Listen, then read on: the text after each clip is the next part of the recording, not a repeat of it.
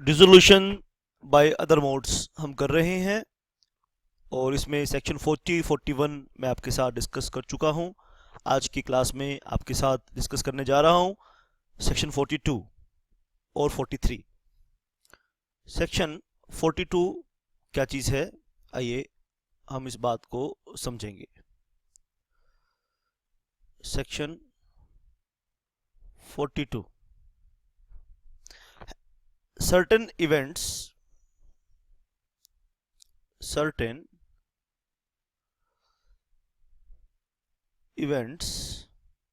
happening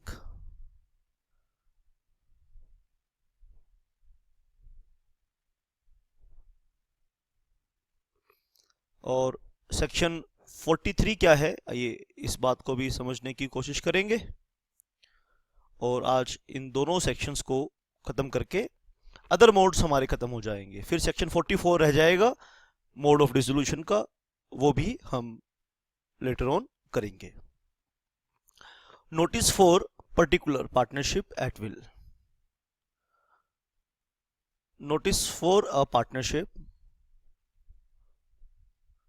notice for a partnership at will।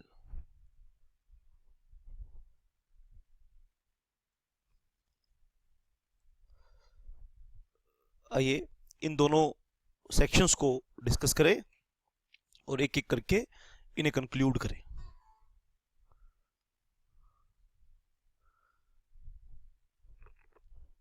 Section 42 से शुरुआत करेंगे आज की सेक्शन की, आज की क्लास की। In the absence of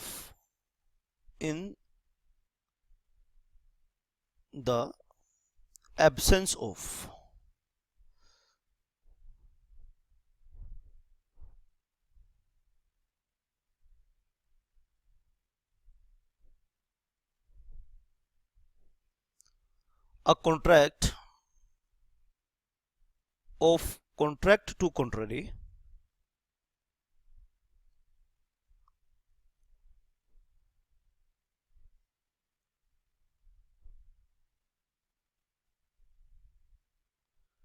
in the absence of contract to contrary, a firm is dissolved on a firm is dissolved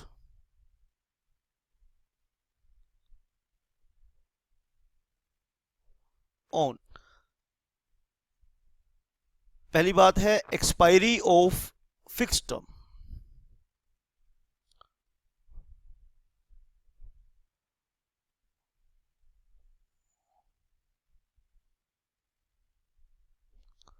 expiry of fixed term where the firm is constituted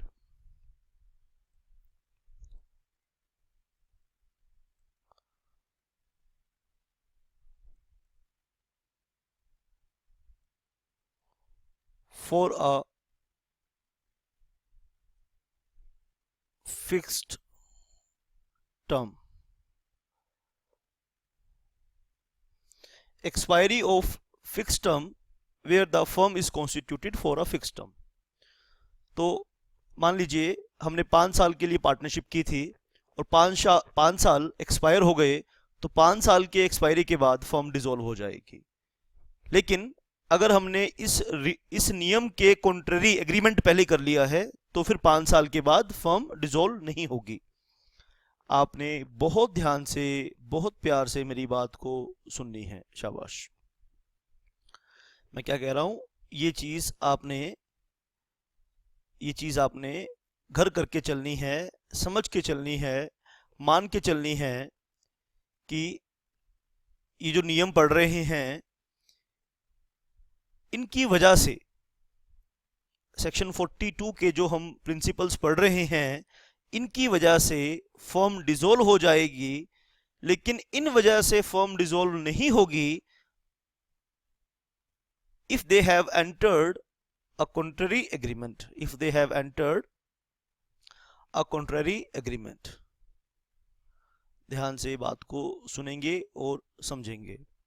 in the absence of contract to contrary, in the absence of contract to contrary a firm is dissolved on, यानी ये एक principal पढ़ा कि अगर हमने partnership fix term के लिए बनाई थी और वो फिक्स टर्म एक्सपायर हो गई, तो this is a ground for dissolution of partnership, this becomes a ground of dissolution of partnership. लेकिन आप चाहते हैं कि इस वजह से फर्म डिसॉल्व ना हो, तो इसके लिए कॉन्ट्ररी एग्रीमेंट, यानी इस प्रिंसिपल के अगेंस्ट एक एग्रीमेंट कर रखा होगा। ठीक है, शाबाश बेटा।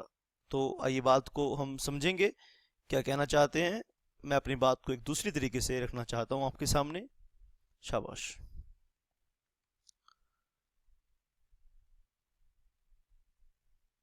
फिक्स्ड पार्टनरशिप, तो क्या पढ़ेंगे हम? फिक्स्ड पार्टनरशिप है, पार्टनरशिप फॉर फिक्स टर्म ऐसे कह सकते हैं, partnership for fix term.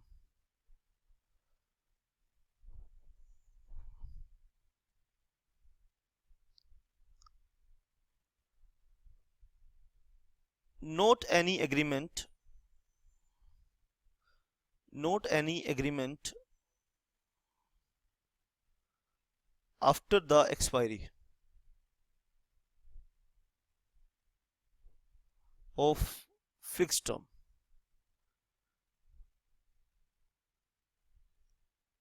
there is contrary agreement। Partnership जो हमने बनाई वो फिक्स टर्म के लिए बनाई, तो दो केस होंगे, there could be two cases. और 5 साल की एक्सपायरी के बाद फर्म का भविष्य क्या होगा, इसके ऊपर note an agreement after the expiry of fix term. Note an agreement, कोई एग्रीमेंट ही नहीं किया इसके ऊपर, पता नहीं, अभी हमें कुछ पता नहीं, एग्रीमेंट नहीं किया तो सेक्शन 42 अप्लाई हो जाएगा। सेक्शन 42 क्या कहता है कि फर्म का क्या होगा, डिसोल्यूशन होगा। आपने फर्म बनाई 5 साल के लिए और शुरू में कोई एग्रीमेंट पार्टनर्स के बीच में नहीं लिखा हुआ डीड में कि इन 5 सालों के बाद फर्म का भविष्य क्या होगा, तो फर्म कहते हैं डिसॉल्व हो जाएगी सेक्शन 42 के अकॉर्डिंग। अगर वहां एग्रीमेंट कर रखा है, देयर इज कॉन्ट्ररी एग्रीमेंट, तो फर्म का भविष्य क्या होगा, फर्म का क्या होगा अकॉर्डिंग टू एग्रीमेंट, जैसा एग्रीमेंट में लिखा है, अकॉर्डिंग टू एग्रीमेंट, जैसा एग्रीमेंट में लिखा है। ठीक है, तो 42 के प्रिंसिपल्स वहां अप्लाई होंगे जहां कॉन्ट्ररी एग्रीमेंट नहीं किया हुआ। आइए दूसरा प्रिंसिपल सुनेंगे और समझें। कंप्लीशन ऑफ वन और मोर adventures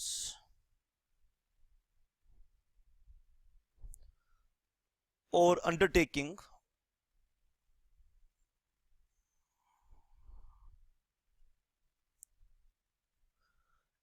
completion of one or more adventures or undertaking when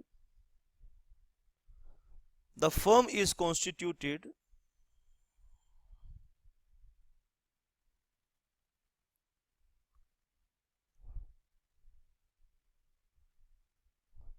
firm को क्यों कॉन्स्टिट्यूट किया था, क्यों बनाया गया था, फॉर सच एडवेंचर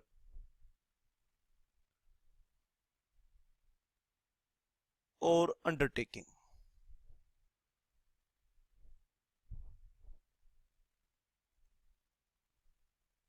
ए और बी आपस में एक फर्म बनाते हैं और उन्होंने क्या किया है, एक पुल को बनाने का ठेका लिया है, पुल को बनाएंगे। तो वो आपस में एक फर्म कॉन्स्टिट्यूट करते हैं और उनका ऑब्जेक्टिव क्या है, उस पुल को बनाना। और उस वक्त पुल बनने के बाद क्या होगा, पुल बनने के बाद क्या होगा, या तो एग्रीमेंट कर रखा है, इस पे एग्रीमेंट कर रखा है तो अकॉर्डिंग टू एग्रीमेंट होगा। तो फर्म कॉन्स्टिट्यूट की गई थी एक पुल बनाने के लिए, और एग्रीमेंट साइलेंट है कि जब वो पुल बन जाएगा तो पार्टनरशिप का क्या होगा, इसके ऊपर कोई एग्रीमेंट नहीं है। तो ऐसी सिचुएशन में क्या होगा कि फर्म डिसॉल्व हो जाएगी। आई थिंक आपको ये इंटरप्रिटेशन करने का तरीका समझ में आ रहा है। और थर्ड है death of a partner. Death of a partner, अगर एक पार्टनर की मृत्यु हो जाए तो पार्टनरशिप का क्या होगा, इस पे एग्रीमेंट कर रखा है। तो पार्टनर की मृत्यु हुई तो पार्टनरशिप का क्या होगा, जैसा पार्टनरशिप में लिखा है, जो एक्ट में लिखा है वो होगा। सॉरी, डेथ ऑफ पार्टनर हो गई और एग्रीमेंट में लिखा है कि पार्टनर की मृत्यु होने के बाद क्या होगा, ऐसा एग्रीमेंट में लिखा है, तो क्या होगा, जो एग्रीमेंट में लिखा है वही होगा। क्या होगा, जो एग्रीमेंट में लिखा है वो होगा। और ऐसा अगर एग्रीमेंट में नहीं लिखा तो क्या होगा, तो पार्टनरशिप सेक्शन 42 के अकॉर्डिंग डिसॉल्व हो जाएगी। दोबारा से बोल रहा हूं, डेथ ऑफ पार्टनर के केस में कोई एग्रीमेंट में कुछ नहीं लिखा कि अगर एक पार्टनर की मृत्यु होगी तो फर्म का क्या होगा, तो सेक्शन 42 कहता है this will become a ground of dissolution. और अगर पार्टनरशिप डीड में ये लिखा है कि अगर एक पार्टनर की डेथ हो जाएगी तो उस पार्टनरशिप का क्या भविष्य होगा, तो जैसे लिखा है वैसे होगा। तो fourth, same principle applies to the adjudication of a partner as an insolvent। अगर एक पार्टनर इंसॉल्वेंट हो जाए, इंसॉल्वेंट एडजुडिकेट हो जाए, तो एग्रीमेंट में कुछ भी नहीं लिखा हुआ इस सिचुएशन के बारे में, तो that will become a ground of dissolution of firm. अगर एग्रीमेंट में लिखा है कि अगर एक पार्टनर अगर इंसॉल्वेंट हो जाएगा तो फर्म का भविष्य क्या होगा, एग्रीमेंट में लिखा है, तो जैसा एग्रीमेंट में लिखा है वैसा हो जाएगा। Thank you very much for this session, शाबाश। और नेक्स्ट सेशन 43 पर होगा। Thank you very much.